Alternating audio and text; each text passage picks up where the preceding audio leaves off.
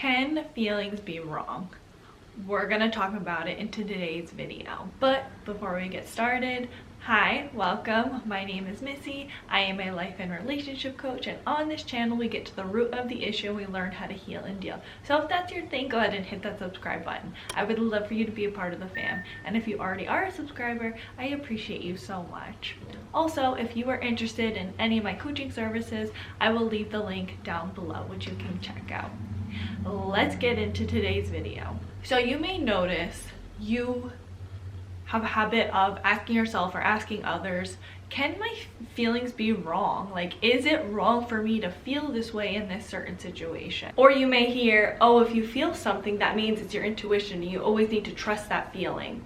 Although you do need to trust your intuition, that's really important. You also need to be aware that not every feeling is your intuition, and it could actually be a feeling that is inaccurate to reality. So it's okay to feel whatever you're feeling. It's never wrong to feel something.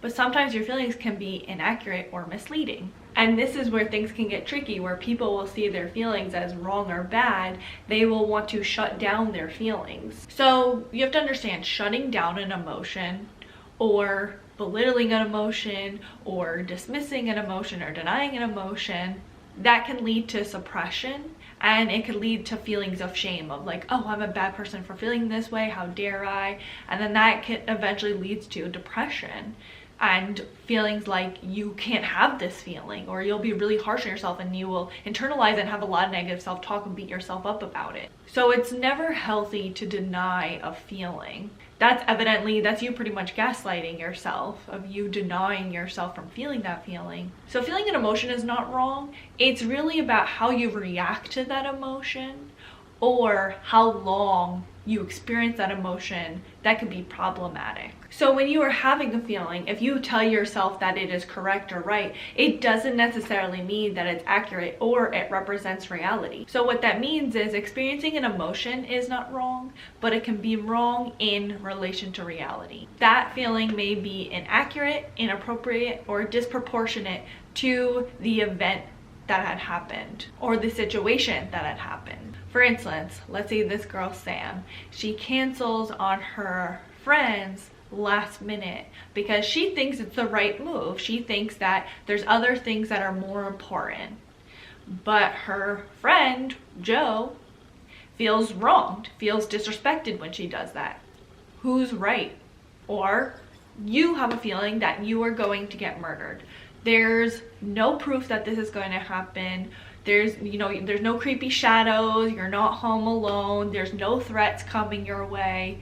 You just get this feeling. It's a feeling that just popped up. Is it accurate? Or someone accidentally steps on your toe and then you go and light their clothes on fire. Is that reaction proportionate to what happened? Or you dated someone for a few weeks and then things didn't work out, you stopped talking, and then you can't stop thinking about them months on end. Is that feeling and reaction proportionate? Or you fear a non-poisonous tiny little spider is going to kill you. Is that accurate? I mean, the spider one, low-key's calling me out, but or you feel when people look in your direction, they don't like you, or they're picking you apart, or they're thinking you're pathetic. Is that reality? Is it true? Or you get a weird feeling about marriage. You feel like marriage is bad. Is it actually? All these examples are based on feelings that are very much so disproportionate, inappropriate, or inaccurate to reality. When we feel something, we take it as facts, but really these are perceptions or stories that we have come up with without any real evidence to back up your claims, which I know can be confusing because it sounds like a contradiction where it's like, Missy, you always tell us to trust our intuition and to trust our gut, which is all very much so feeling based, but now you're saying that our feelings can be wrong. Let's talk about the difference.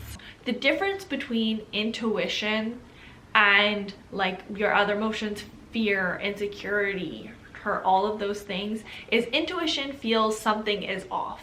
It doesn't feel very bad. It just like something just doesn't feel right. It feels off. And then other things, when you're wronged or you're hurt, or you perceive it that way, it will feel wrong. It'll feel very painful. They're very two emotions. So don't think if you get a feeling that something's off, you should ignore it, because that's your intuition.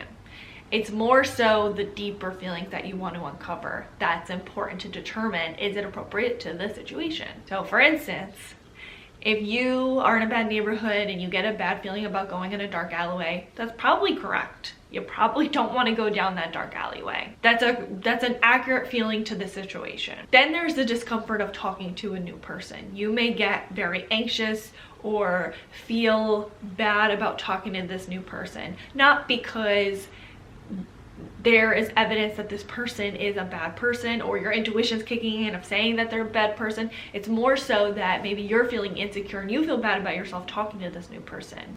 That is a time to challenge that feeling if you notice it's insecurity, and then you will see that it actually isn't so bad. It was just that you were having cognitive dissonance in that moment. And you have to understand, changes and new behaviors will always make you feel uncomfortable. When going out of your comfort zone, you want to decide what is a comfortable amount of discomfort to you. Now, when it comes to feelings, it can be stressful and confusing when you have been through narcissistic relationships where you were gaslit in the relationship and now you are gaslighting yourself, where you're questioning yourself, questioning your feelings, asking if they're wrong or they're okay. You ask, is it okay to feel them? And how do I respond to these feelings when I do have them? So you don't want to question yourself in that way, where you feel unconfident and then you don't trust yourself. But there's a healthy way to be able to respond to your feelings, which is always validate your feelings, stand firm in your reality and that you feel this way. And then a healthier way to deal with these feelings and how to determine how to respond to these feelings is on a bummer scale, which is something I actually saw on TikTok. There's this woman, I'll leave the link down below. She's talking about different levels of bummers and how to deal with the different levels of bummers. And she was referencing more so to children, but still it's something that we can use to our advantage, and it can help us too, being able to regulate our emotions and deal with different severity of bummers. So she put on a scale of like small, medium, and large. So a small bummer is like you stub your toe, the weather is bad, the store didn't have your favorite pasta, there's traffic. Those are all small bummers. So those are things you probably would have small reactions to, feeling like, oh man, that sucks, like you know, my store didn't have my favorite pasta, but it's fine, I'll just figure something else out. And then you move on. Then there's medium bummer. So a medium bummer would be that you had to leave an event early. Your plans got canceled. You get in a mini disagreement with someone. Those are things that you could be like, oh, that sucked that this thing happened. It may be a moment where you need to feel your feelings. And then that's something where you can determine, okay, how do you want to deal with that moving forward? How are you going to resolve this? What's the resolution? With medium bummers, it's pretty much, okay, you know, this kind of sucks, I can move forward, or this sucks and I need to maybe sit with this feelings a little bit longer. They're in between small and medium, small and big. And then there's big bummers, and that's like dealing with death, losing a loved one, your car gets broken into, you get sick, you get cheated on, you deal with a breakup. Those are all pretty huge bummers, and those are things that will take a lot of time to heal. So those are things that you really need to work through your feelings. Those are things that you really need to deal with the discomfort, and those are things that you also need to determine, how do you want to react to these things? How do you want to respond to these things? So the reason why this is important is because if you have big reactions to small things, small bummers, then it will be hard to be able to deal with the huge things and react accordingly to the huge things, or have appropriate reactions to the huge things. You won't know how to feel or deal with the big ones. So you need to learn how to react to each of your emotions. Rather than gaslighting yourself as, oh, is it okay to feel this way? It's always important to feel your feelings. It's just a matter of deciding, okay, with what the reality of the situation is, how do I want to respond to this event? And is my first initial reaction appropriate to the event? So whenever you're feeling something, immediately validate it. Say, hey, I feel this way. I accept that this feels this way.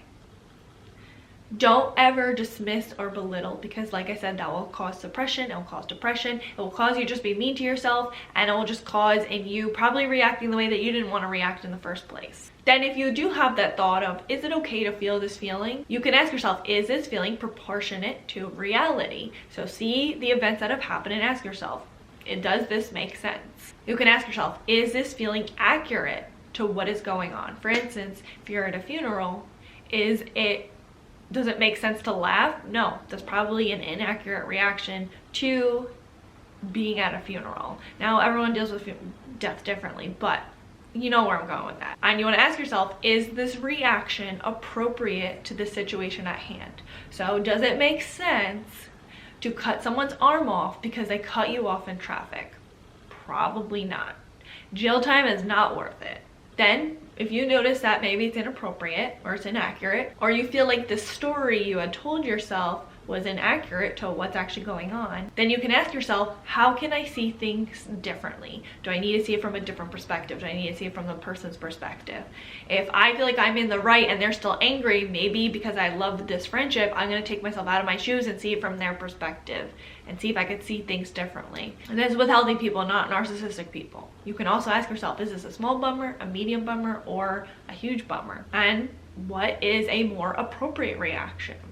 That's how you really instill trust in yourself, and there's nothing wrong with you questioning your feelings towards something, especially if you feel that your feelings are maybe not proportionate to what's going on or they're inaccurate. There's nothing wrong with it. It's a matter of also, after you kind of question and you go through that process, becoming confident in what you are feeling afterwards. That's what's really important. That's what stops the gaslighting process of being like, oh, should I feel this way? No, you can feel however you want. Don't ever tell yourself you cannot feel however you want, that you can't feel what you're feeling. It's a matter of, how do you want to respond to these feelings to reach your end goal? That's really what it's about. So if you feel like a friend has wronged you and you want to approach that situation, more power to you. If you feel like you were telling yourself this story and your friend actually hasn't wronged you, then you can change it accordingly. Think about what you value, what's your intention, what's your end goal. Also, something else we have to add is that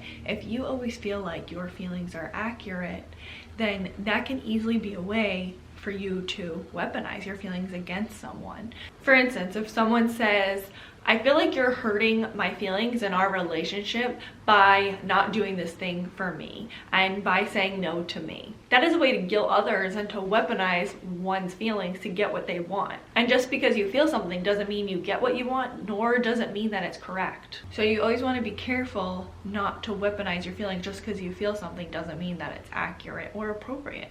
So what do you guys think? Leave it all in the comments below. And please don't forget to like, comment, subscribe, and share with someone that you think may need it. Until next time, thanks for watching. Bye, guys. The biggest bummer for me is that my hair is being a jerk. Can you imagine? I do this whole video and then I like... I do this whole video where I'm like talking about the different amount of bummers, and then like I act like the world falls apart when my hair isn't good or my makeup's not done properly. It's a problematic queen.